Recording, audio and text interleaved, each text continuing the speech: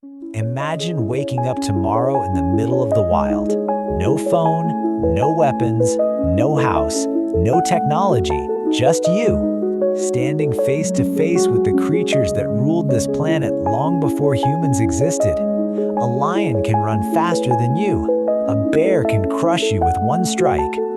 A shark can hunt perfectly in the darkness of the ocean. An eagle can see prey from miles away. By every rule of nature, humans should have been weak.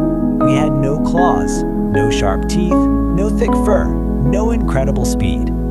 So how did the most fragile-looking creature on Earth become the one species that controls the planet? The answer is not hidden in our muscles. It is hidden in something far more dangerous: our ability to think together. A single human is vulnerable, but millions of humans sharing ideas can change the world. We turned fire into survival, stones into weapons, words into knowledge, and knowledge into a force powerful enough to challenge every predator that ever existed. But the strangest part is this: humans didn't just defeat animals. We changed the rules of the entire game, and now, the species that conquered nature must face the biggest question of all. Can we control the power we created before it controls us? Imagine placing the strongest man who has ever lived in the middle of the African savanna. Strip away every tool, every weapon, every piece of clothing, every invention. No fire, no shelter, no language, just one human and the wild. Within hours, he would become prey. He cannot outrun a cheetah. He cannot overpower a gorilla. He cannot outswim a crocodile. He cannot outclimb every leopard or outsmell a wolf. His skin tears easily. His teeth are dull. His claws don't exist. Even a house cat is born with better natural weapons. By every rule that governs life on Earth, humans should never have become the dominant species. And yet somehow, every lion now lives inside parks we created. Every elephant carries a tracking collar we designed. Sharks are studied from boats we built. Eagles soar through skies crossed by aircraft. Even the largest whale on Earth can be located from space by satellites launched by a creature that cannot even survive one freezing night without help. How did the weakest large mammal on Earth become the ruler of a planet filled with stronger, faster, deadlier animals? The answer isn't what most people think, because humanity didn't win this battle with muscles. It won with something far stranger. To understand it, you have to travel back nearly 7 million years to a world where our ancestors were not hunters, they were survivors. Picture a dense African forest at sunrise. Moist air clings to every leaf. Insects hum through shafts of golden light. Somewhere in the distance, a leopard waits silently on a tree branch. Every sound could mean danger. Every step could be your last. Among the trees moves a small group of ape-like creatures. They aren't impressive. They don't roar. They don't intimidate predators. They don't rule anything. They are simply trying to stay alive. Their entire day revolves around one question: how do we avoid becoming someone else's meal? For millions of years, this was the human story. Our ancestors weren't standing proudly at the top of the food chain. They were somewhere near the middle, and sometimes even lower. Fossil evidence tells a grim story. Ancient human relatives bear bite marks from giant cats. Massive birds of prey once hunted primates. Crocodiles dragged early humans into rivers. Hyenas competed for the same carcasses. Death was never an exception. It was part of everyday life. And that's what makes the next chapter almost impossible to believe. Because something happened that no other species had ever accomplished. But before we get there, consider another mystery. Why didn't evolution simply make us stronger? Why not give humans claws sharp enough to slice through flesh? Why not thicker skin like a rhinoceros? Why not wings? Nature had millions of years to experiment. Instead, it built something that looked astonishingly vulnerable. Scientists often compare animals like specialized tools. A falcon is engineered for speed. A shark is engineered for water. A mole is engineered for digging. Each species becomes incredibly good at one thing. Humans became average. Average runners, average climbers, average swimmers, average fighters. At first glance, evolution seems to have failed us, but that's only because we are looking at the wrong battlefield. Nature wasn't creating the strongest body. It was quietly building the most adaptable mind. And that difference would eventually change the entire planet. Around 2 million years ago, the climate of Africa began changing dramatically. Forests that had protected generations of early humans slowly gave way to expanding grasslands. Trees became farther apart. Food became harder to find. Life grew harsher. Many species disappeared completely. Others evolved larger teeth, longer legs, thicker hides. Human ancestors chose a different path. They started walking, not for minutes, for hours, not for miles, for distances that seem unbelievable today. Humans possess one of the most unusual abilities in the animal kingdom. We can keep moving, hour after hour, day after day. While many predators explode with incredible speed before collapsing into exhaustion, humans became endurance machines.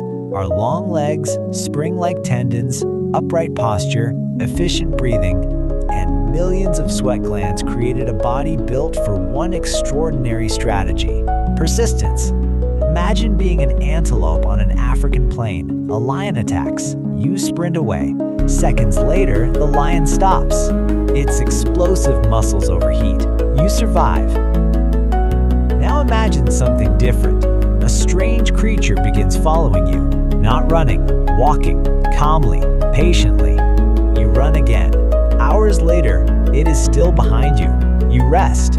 It appears again. The sun climbs higher. Your body grows hotter. The mysterious creature never stops. This hunting technique, known today as persistence hunting, still survives among a few traditional hunter-gatherer societies. Instead of overpowering prey with speed, humans simply refused to quit. Eventually, the animal overheated, collapsed, and the weakest predator on Earth walked over and claimed victory. Think about how strange that is.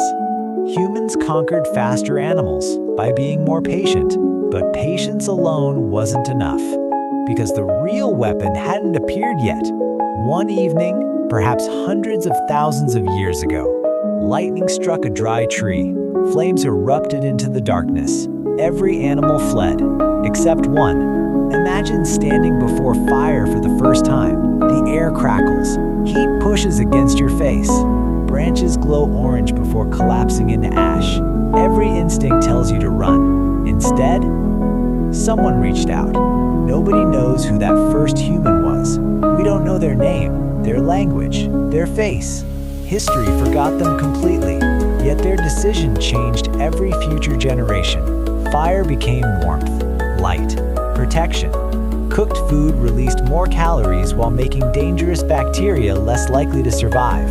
Meat became easier to chew. Plants became digestible. Nights became longer. Predators hesitated to approach glowing camps. Around those fires, something else may have grown. Conversation, stories, plans, knowledge. Unlike claws or teeth, fire could be shared. Every child could inherit it. Every generation could improve it. And this is where humans began pulling away from every other species. Because evolution usually moves through biology, humans discovered cultural evolution. A wolf pup must rediscover hunting skills largely through instinct and experience.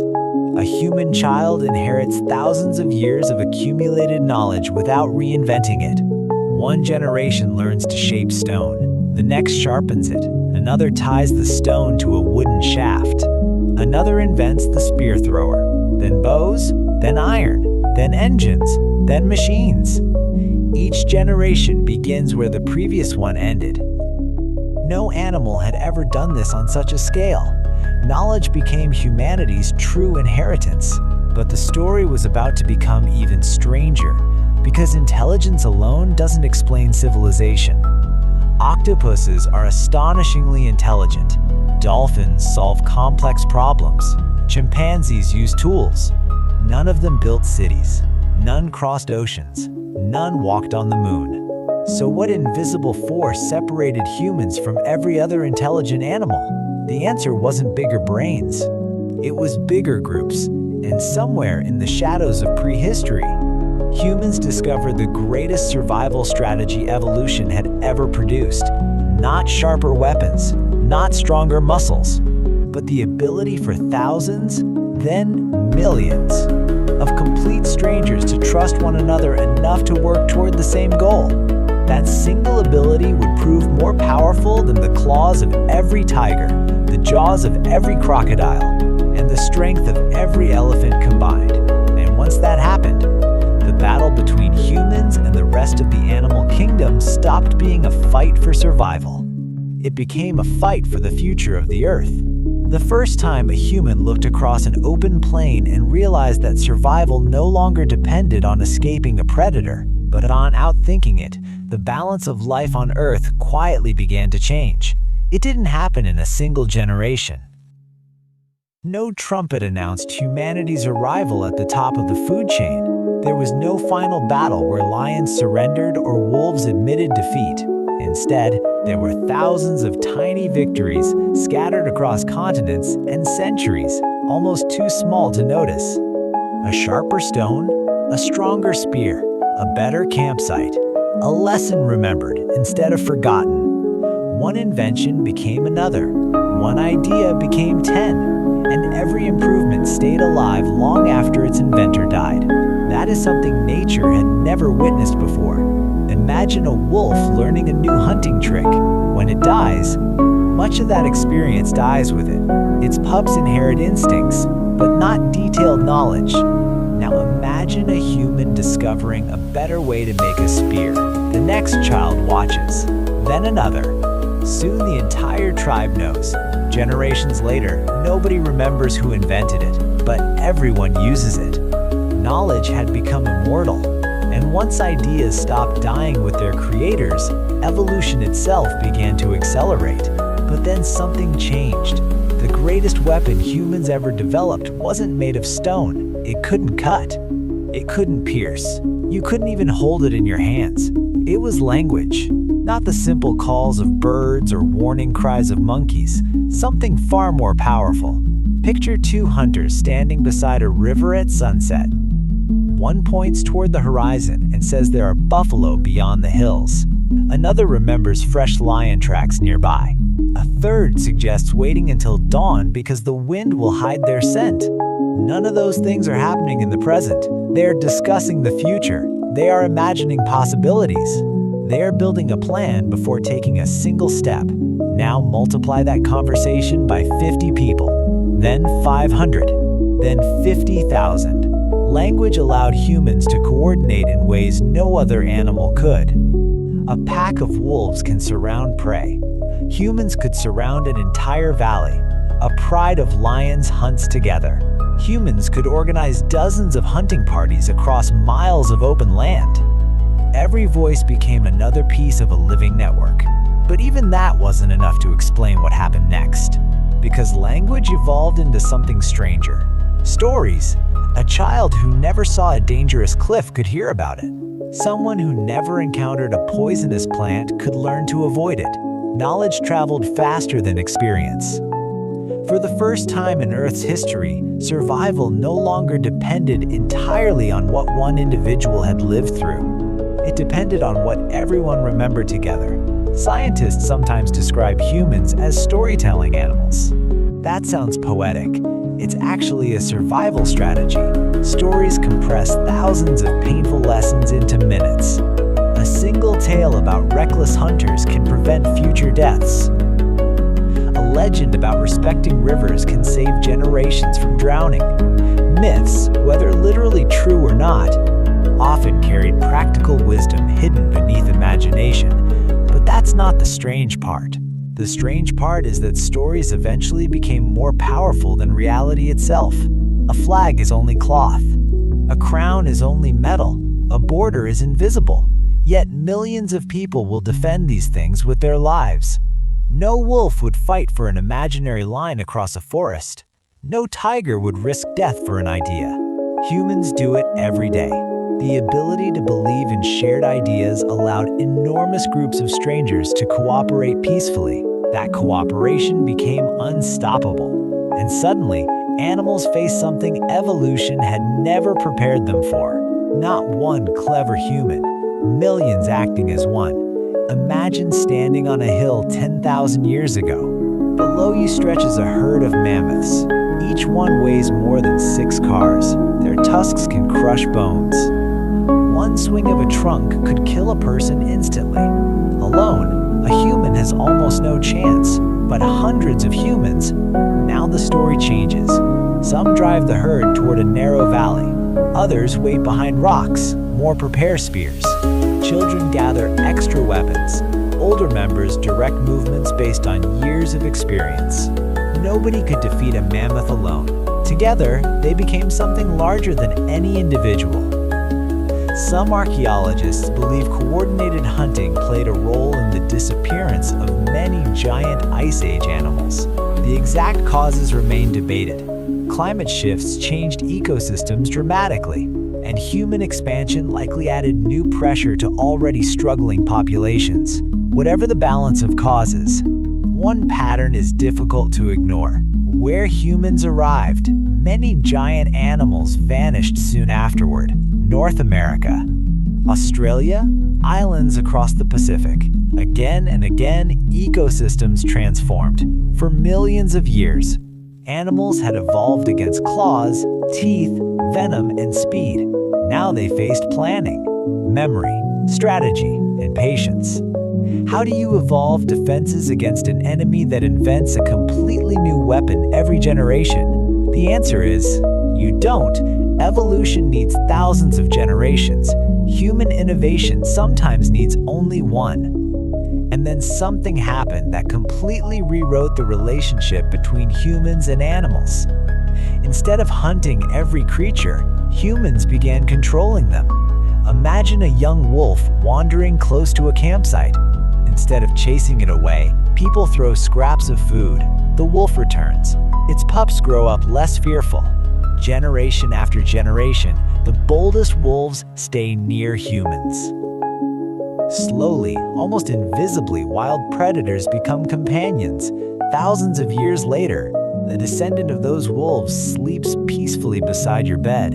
The dog wasn't simply captured. It evolved alongside us. Researchers now believe this partnership began at least 15,000 years ago, and possibly much earlier. Neither species would ever be the same. Dogs gained food, protection, and access to every continent humans explored.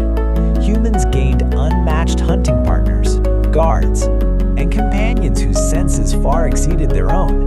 It was one of evolution's greatest alliances. But dogs were only the beginning. Goats, sheep, cattle, horses, chickens. Species that once lived entirely according to nature gradually became part of human civilization. Think about the scale. Today, billions of domesticated animals exist because humans intentionally breed them. Many wild species struggle to survive. Meanwhile, animals useful to humans became some of the most numerous large animals on Earth. A single elephant remained vastly more powerful. A tiger remained deadlier. A great white shark remained perfectly designed for its world. Human bodies hadn't changed very much. So where exactly did our dominance come from? The answer wasn't inside our muscles. It wasn't even inside our brains alone. It existed between brains. Every lesson, every invention shared with another person. Every child learning from an elder instead of starting from nothing. Humanity had become one enormous intelligence spread across millions of minds. No individual invented civilization. Civilization invented itself through cooperation. And once that process began, it started moving faster than evolution could ever hope to follow. The next transformation would not simply change humanity. It would change every forest, every river, every ocean. and eventually even the atmosphere of the planet itself. For the first time since the dinosaurs disappeared, one species was no longer adapting to Earth. It was beginning to reshape Earth in its own image. For almost every species that has ever lived, survival meant adapting to the world exactly as it was. If the climate became colder, evolve thicker fur. If food became scarce, migrate. If a stronger predator appeared, become faster or disappear forever. For billions of years, this was nature's only rule. The Earth changed. Life followed, but then one species quietly broke that rule. Instead of adapting to the environment, it began adapting the environment to itself. Imagine standing in a forest 12,000 years ago. Birds fill the air with song. Rivers carve their own paths. Herds move freely across endless grasslands. Every tree, every rock, every animal follows rhythms written long before humans existed. Now return to that same place a few thousand years later. The forest is gone. In its place are fields stretching to the horizon. Rivers have been redirected. Animals stand behind fences. Smoke rises from villages that did not exist a generation before. The land itself has been redesigned. This was no longer evolution, it was engineering. But the real story begins here. For hundreds of thousands of years, humans lived as hunters and gatherers. They followed migrating animals, collected wild fruits, and rarely stayed in one place for long. Then, in different parts of the world, something extraordinary happened. People began planting seeds instead of simply searching for food. At first, it seemed like the greatest breakthrough in history. Grow crops, store food, feed more people, build permanent homes. Simple, except it wasn't. Many historians and anthropologists argue that the agricultural revolution was not an obvious improvement for the average person. Early farmers often worked longer hours than hunter-gatherers, relied on fewer food sources, and suffered from new diseases spread by crowded settlements.